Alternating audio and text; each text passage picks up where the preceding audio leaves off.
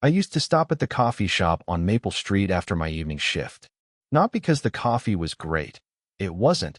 But because it stayed open late, the lights were soft, and the noise was low enough to make me feel less like I was the last person awake in town. That night, the place smelled like burnt espresso and rain from people's coats. I was standing in line scrolling through my unsent texts, a habit now. Messages to my brother, my old manager, even to people I'd half-dated. All of them sat there, typed out and left like little paper boats never pushed into the water. She was at the counter when I looked up. Mid-40s maybe, dark hair tied loosely, sleeves rolled to her elbows. She held a battered travel mug instead of ordering. There was a small crack near its lid. She ran her thumb over it absent-mindedly, like it meant something. She glanced back just once, eyes flicking over the line, then returned to the mug. When it was my turn, the barista didn't ask what I wanted. "The usual," she said, half smiling. That's how small my life had gotten. A usual at a place with bad coffee. I took my drink and slid into a corner table by the window. She was already sitting near the plug point, papers spread out, sketches maybe, or notes. She kept pressing her pen against her lower lip, eyes drifting to the window as if waiting for someone. A drip from the AC vent hit the floor beside her bag. She frowned, moved it, then went back to scribbling. 2 minutes later, the vent gave a shuddering sound, like it wanted to fall. She looked up at it, then at me. Our eyes met for half a beat too long. She gave a small, helpless shrug, the kind you give a stranger when something breaks in public.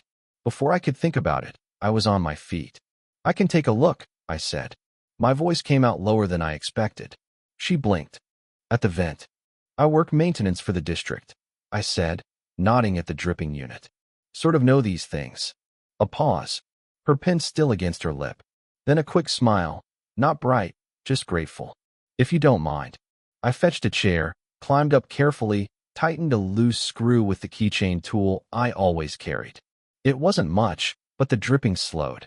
When I stepped down, she was watching me like she was trying to place my face. "You didn't have to," she said. "It was bothering you." I replied, folding the paper napkin I'd used to wipe my hands until it was a perfect square. Another pause. She glanced at my coffee. "You're here often?" "Most nights," I said, eyes flicking to her hands. She wore no rings. The travel mug sat between us, steam curling from its cracked lid. She nodded, as if that answered something she hadn't asked aloud. "Thanks for fixing it." Her voice was softer now. I went back to my table, but couldn't read the screen of my phone. Her quiet presence pressed against the edges of my thoughts like a song you half remember but can't name. When I finally gathered my things to leave, I heard her behind me, folding her papers. Then a vibration in my pocket. A new text from an unknown number. Only 3 words. "Left something behind." I stopped in the doorway, rain tapping against the glass, wondering if it was a mistake or an invitation. The text came again the next night, but this time with a photo attached, my keychain tool on the edge of her travel mug. "Left something behind." I almost didn't go back. Part of me thought it was a mistake, part of me hoped it wasn't. Around 9, I found myself pushing open the door to the coffee shop anyway. She was at the same table, sketches spread out like before. When she saw me, she held up the keychain tool with a small wave. "You're quick to forget things," she said. "Occupational hazard," I said, sliding into the chair across from her. "I'm usually the one picking up what people leave behind." She turned the little tool in her hand, then set it down. "You work for the district, right?" "Maintenance." I nodded. "I teach at Ridgefield High," she said. "Art. That's why the sketches." She motioned to the papers. "I stay late a lot. Safer grading here than at home." Her eyes flicked to the window after she said it, as if she'd revealed too much. "You're divorced?" I asked quietly, before I could stop myself. She hesitated, then gave a single, slow nod. 3 years. Her fingers wrapped around the cracked lid of her mug. "My son's at college now. Feels like the house is just walls." I looked down at my coffee, heat seeping into my palms. "I still live with my brother," I said. "We're not great at the whole cooking thing, so I end up here." She smiled faintly. 2 ghosts passing in a coffee shop. We didn't talk for a while. The hum of the espresso machine filled the space. and the rain outside slid down the glass in long, trembling lines. When the barista called last orders, she closed her sketchbook. "I'm stuck on this project," she said. "The kiln in my classroom's been acting up. Half my students' work's cracked." "Could look at it," I heard myself say. "If you want." She raised an eyebrow. "You do that?" I shrugged. "It's what I do." The next evening, I found myself in her classroom after hours. It smelled of clay and paint thinner.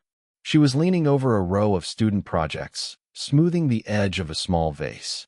"They think if they press harder it won't break," she said. "But clay has its own timing." I crouched near the kiln, checking the wiring, the thermostat. She watched me work, arms folded, mug of tea in hand. "You don't seem like maintenance," she said after a while. "What do I seem like?" She thought for a moment. "Someone waiting for something." I didn't answer. My hands were inside the kiln, but my mind was somewhere else, a flicker of an image. Her at this same table years ago, waiting for someone else, someone younger. Or someone my age, but not me. When I finished, she poured me some tea from her thermos without asking. It tasted faintly of mint. We sat on opposite stools, sipping. "I used to think I'd leave this town," she said suddenly. "Paris, or at least Chicago." Then my son came, and the plan just shifted. "You know how it is." "I think so," I said, though I wasn't sure. Her eyes rested on me a little longer than felt normal. "You're what, 26? 27 next month." She looked down at her mug. "It's not nothing," she murmured. I felt heat climb my neck.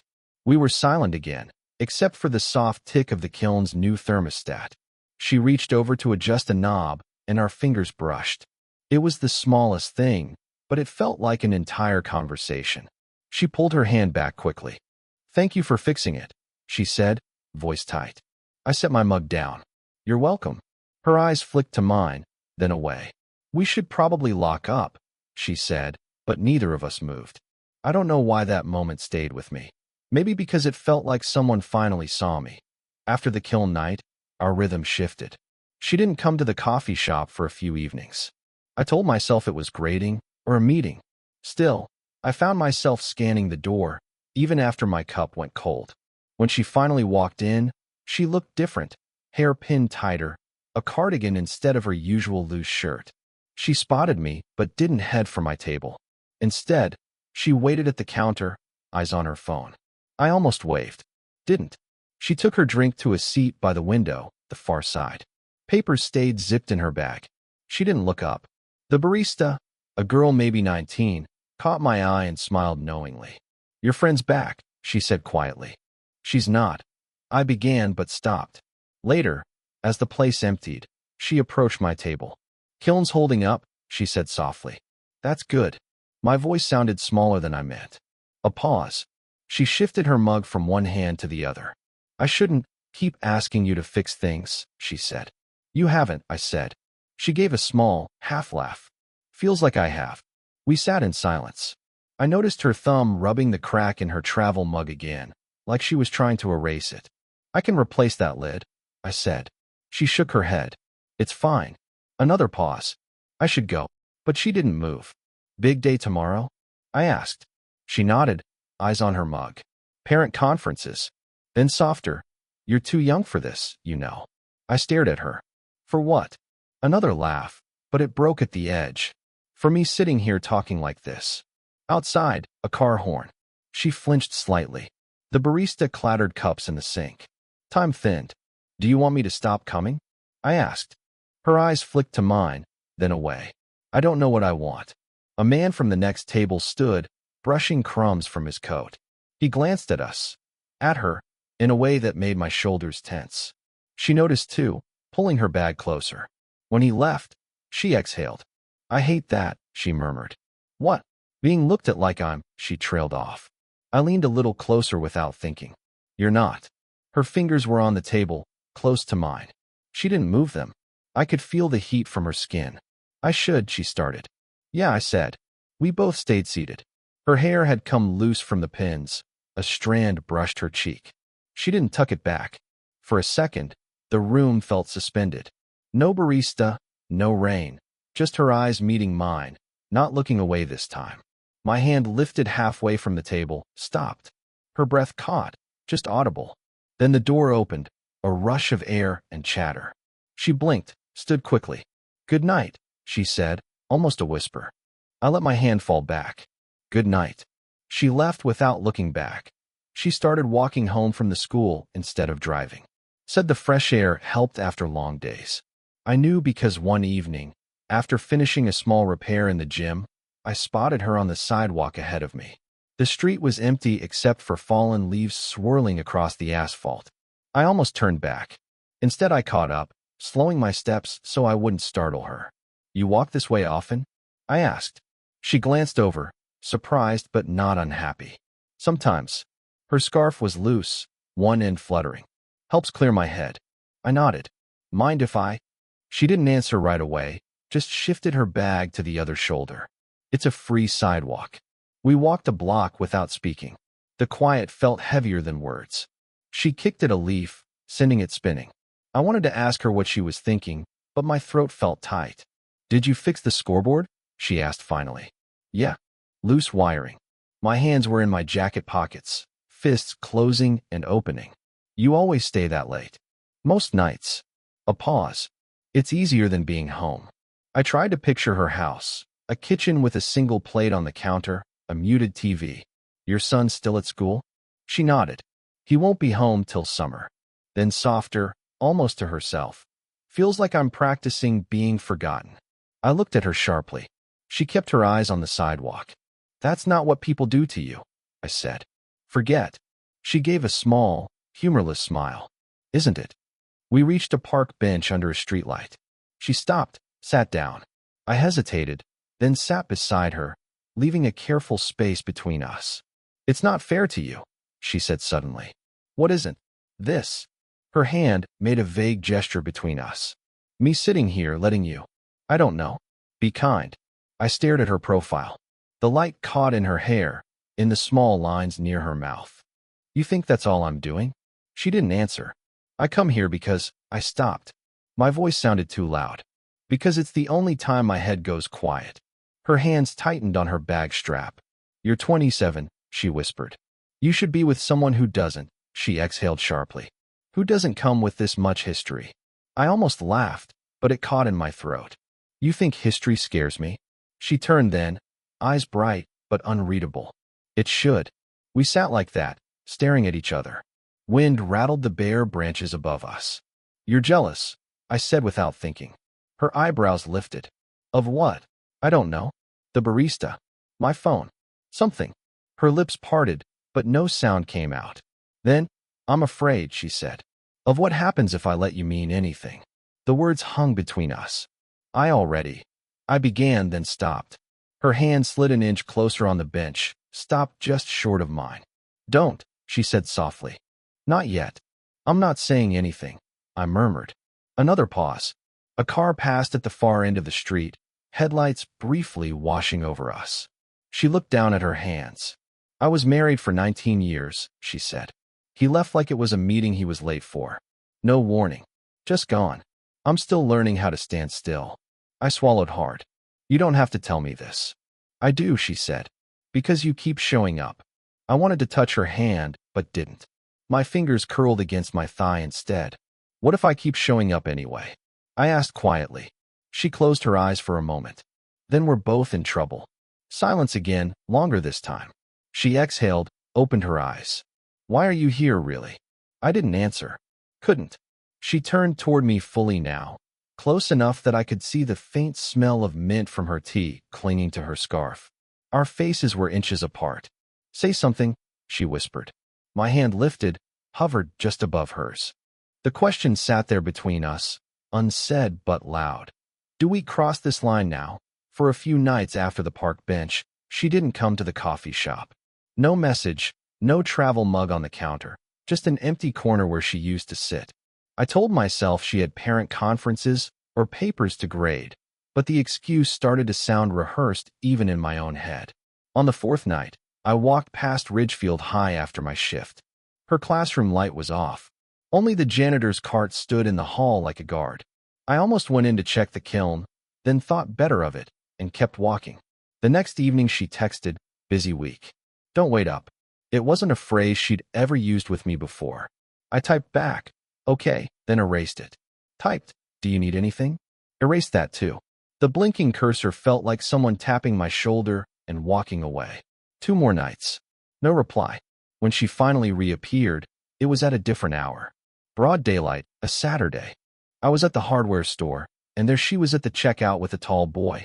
Not a boy, really. Early 20s, same dark hair. He carried a box of clay tools. She saw me, but didn't wave.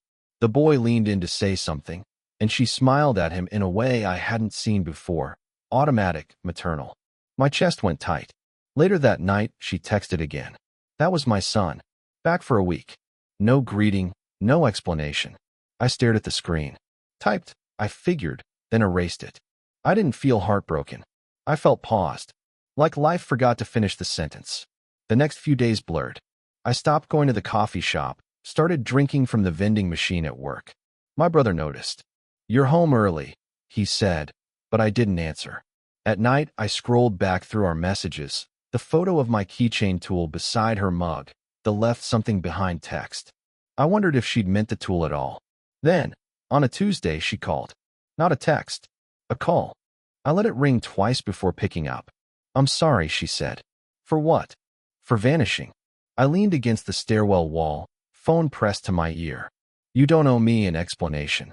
A long silence. I heard a door close on her end. "He leaves tomorrow," she said. "I just wanted to keep things simple for him." Another silence. I imagined her sitting on the edge of a bed, hand over her face. "Okay," I said finally. "I keep thinking I'm doing the right thing," she whispered. "And then it feels like I'm punishing myself." I wanted to tell her she wasn't. I wanted to ask her if she wanted me there, if she'd been waiting for me to insist. But I couldn't find the words. "Are you at the shop tonight?" she asked after a moment. "No, I might stop by," she said. "I don't know." "All right." When the call ended, I stayed in the stairwell, the phone still against my ear. That evening, I went to the coffee shop anyway. Sat in the corner with an untouched cup. The barista gave me a curious look, but didn't say anything. 9 o'clock passed. No sign of her. At 10, I drafted a message. "I'm here if you want to talk." Hovered over send. Didn't press it. The seat across from me stayed empty. The night after her son left, she texted me a single word. "Coffee?" I almost didn't go. My shift had been long. My hands still smelled of cleaning fluid. But something in the one-word text felt different, like it wasn't an invitation but a quiet flag raised. When I arrived, the shop was nearly empty. No papers on the table this time, no travel mug. Just her, sitting with a cup cradled between both palms. She looked up when I came in, but didn't smile. I slid into the seat across from her. "Hey, hey." She watched steam curl from her drink. "Thanks for coming." We sat for a while. The hum of the espresso machine, the soft thud of someone stacking chairs. "How's your son?" I asked finally. "Gone," she said simply. "Back to school." She traced the rim of the cup with her thumb. "House feels like a hotel lobby now. Clean, quiet. Nobody staying." I nodded, unsure what to say. My throat felt dry. "I owe you an explanation," she said after a long pause. "You don't." Her eyes lifted. "I do. Because you keep showing up." I stared at my hands. The skin near my knuckles was cracked from cleaning chemicals. "I show up because," the words jammed in my chest. "Because I want to." She closed her eyes for a second, then opened them. "When you're here, it's like, I remember I'm still someone. Not just a teacher, not just a mother. Someone." I exhaled. "That's exactly why I come here. Because you don't make me feel like a screw-up with a mop." We both half smiled, then it faded. She set her cup down, hands trembling just slightly. "But I'm scared," she said softly. "If I let you matter, I don't know what happens next. People talk. Parents, staff. You're still figuring out your life." She broke off. "I'm already a story." The barista clanged a tray, then left us alone. I leaned forward, elbows on the table. "You think I haven't thought about all that?" The looks, the questions. Her eyes glistened, but she didn't look away. "I have," I said quietly. "And I still came." A long silence. She rubbed her hands together like she was cold. "I don't want to be a mistake you tell someone about years from now," she murmured. "You're not."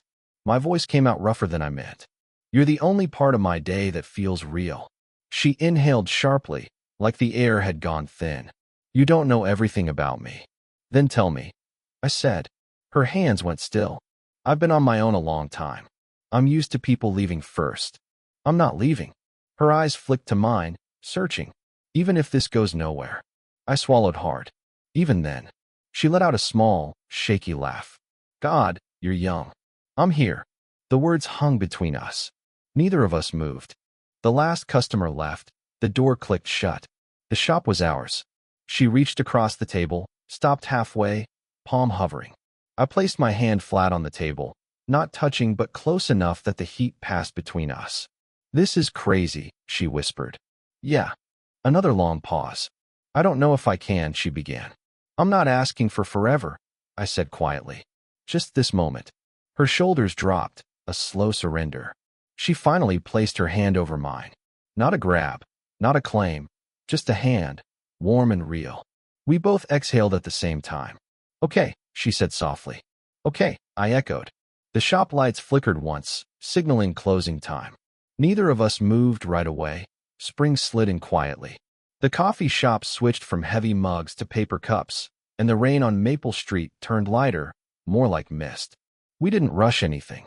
No announcements, no declarations. Just small, repeated choices. Sometimes she still walked home from the school. Sometimes I joined her, sometimes not. The bench under the streetlight became a kind of checkpoint. Not a secret, not a meeting spot, just where we'd sit if our paths happened to cross. Once she brought 2 mint teas in a bag from the shop. I took mine black, still too hot, but drank anyway. At first, people at Ridgefield whispered. I fixed a broken lock on the art room door and left before the teachers arrived. She graded at home more often. We built our rhythm around the soft edges of other people's schedules. It wasn't hiding, it was care. Her travel mug finally cracked completely. I found a new lid online, same color. She started carrying it again, running her thumb over the seam out of habit even though it was whole now.